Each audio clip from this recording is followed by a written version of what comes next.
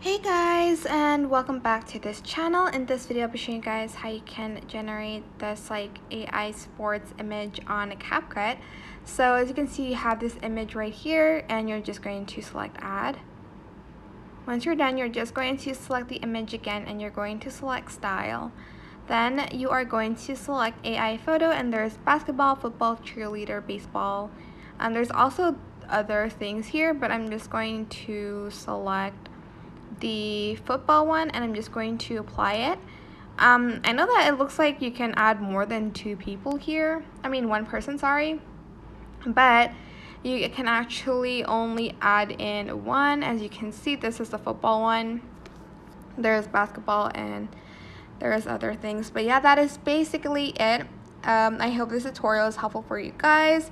Don't forget to like, comment, share, also subscribe to this channel if you haven't done that already. If you have any more questions, just leave it in the comment section down below. I will try my best to answer them all for you guys. And if you found this video helpful, please click the thanks button above the description box down below. Thank you so much for watching. Bye!